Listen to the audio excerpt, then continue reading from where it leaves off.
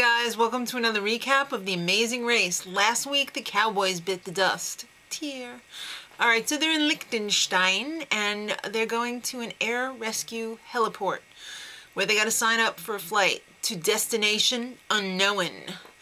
Kent wants to kick some ass because Gary and Mallory went past them in their taxi and totally snubbed them. Did you really think they were gonna stop? Hello, there's 5 couples left. Zev and Justin had the most interesting question ever. He said, I wonder, well, Zev did, I wonder if the snow is going to take off their eyebrows. You know, about Kent and Vixen. I wondered the same thing. I'd love to see them unplugged to see what they really look like, because I have a feeling it's very different than what they actually do look like with all of their spooky makeup on. So the first thing was a detour. It was either search or rescue. For search, you had to use a beacon to find a buried dummy and dig him out. For rescue, one team member had to lower the other team member into a crevasse using a winch, and they had to locate the person who had fallen down there, and you had to pull him out too.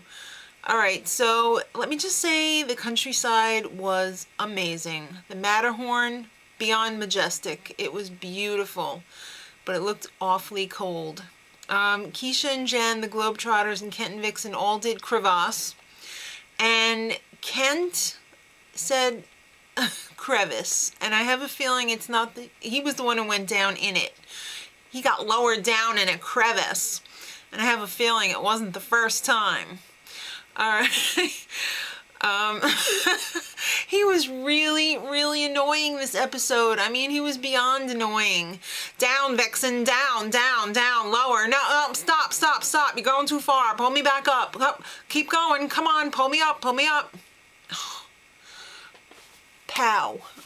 And I don't advocate that, but in this case, Gary and Mallory, and Zev and Justin had both done the other side of the detour, and they broke their dummies in half while they were digging them out. That was definitely the harder side of the detour.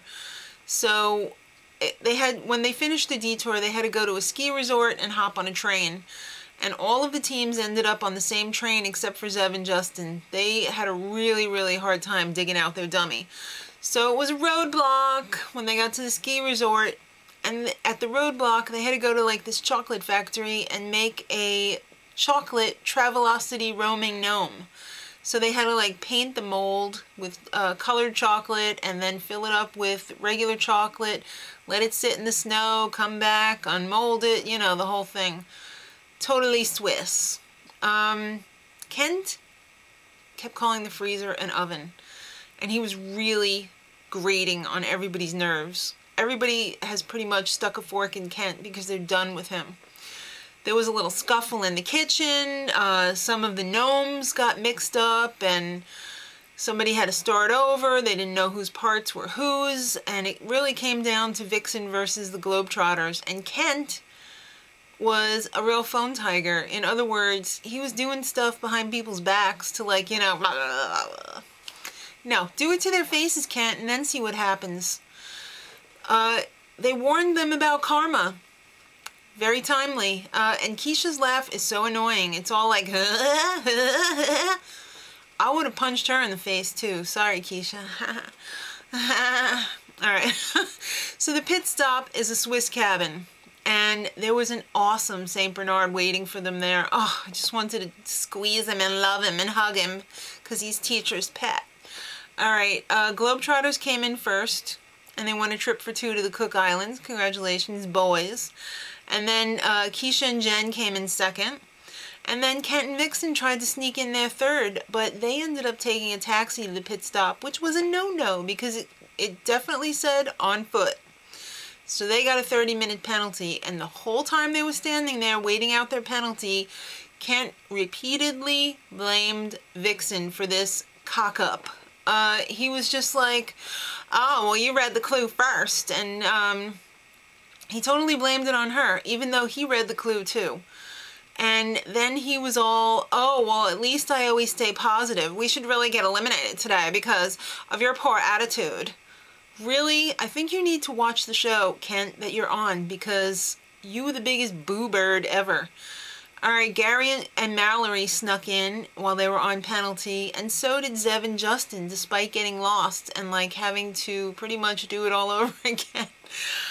When Kent and Vixen stepped on the mat, they were eliminated.